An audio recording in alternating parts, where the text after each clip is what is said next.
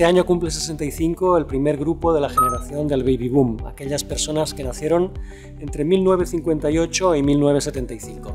Se trata de la más numerosa de la historia de este país, con más de 13 millones de personas. Más de una de cada 4 personas en España es baby boomer.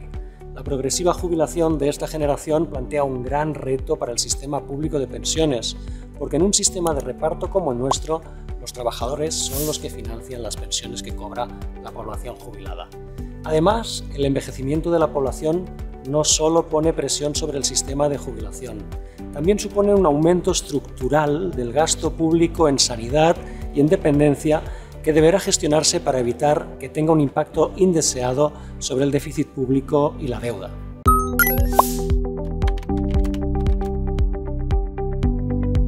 La sostenibilidad de un sistema de pensiones a largo plazo exige equilibrar la balanza entre ingresos y gastos. Entre las medidas que han tomado otros países está el ligar de forma automática la edad de jubilación a la esperanza de vida. Dependiendo de las circunstancias de cada país, esto puede suponer, por ejemplo, que cada 5 años la edad de jubilación se retrase 6 meses. Otra medida que se está utilizando es vincular la revalorización de las pensiones a variables macroeconómicas como el crecimiento del PIB, de la masa salarial o de los ingresos por cotizaciones sociales. Y finalmente, otra palanca destacable para reducir la presión sobre los sistemas públicos de pensiones es la promoción de sistemas de ahorro complementarios privados.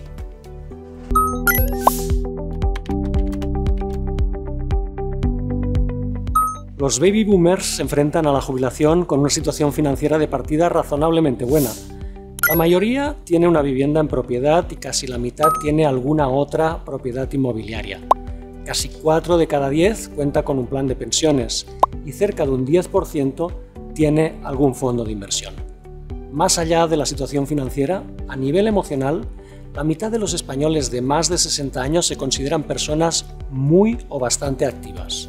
Además, más del 75% declara que en comparación a cuando eran jóvenes, comen más saludable, viven más tranquilos y pasan más tiempo con sus familias.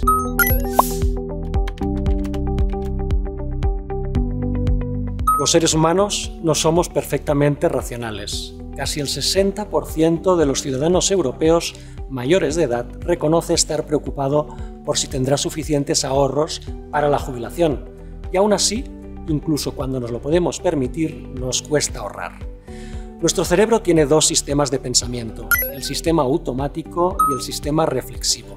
El automático nos complica tomar decisiones racionales. El presente está repleto de tentaciones que nos dificultan pensar en el futuro. Es más difícil ahorrar porque emocionalmente a veces nos afecta más que una inversión haya tenido un año con pérdidas que las ganancias acumuladas durante años, aunque estas últimas sean mayores. Y tendemos a caer en la inercia, evitamos tomar decisiones que impliquen un cambio y mantenemos la situación actual, sea cual sea. Pero también podemos pensar en medidas que utilicen precisamente estos comportamientos para que no nos cueste tanto ahorrar. En el Reino Unido, por ejemplo, las empresas inscriben de forma automática a los empleados en planes de ahorro y el empleado es el que decide si quiere salirse después de conocer sus condiciones. Cambiar esta opción por defecto ha hecho que hoy en día el 75% de los empleados británicos tengan planes de pensiones de empresa.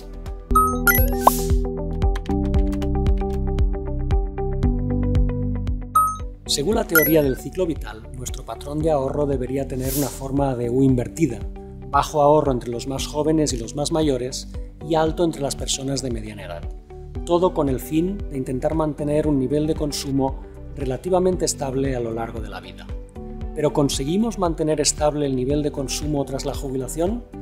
Según un análisis con datos anonimizados de CaixaBank, vemos que el consumo tiende a caer algo más de un 1% un año después de la jubilación, y la caída alcanza casi un 6,5% después de 5 años.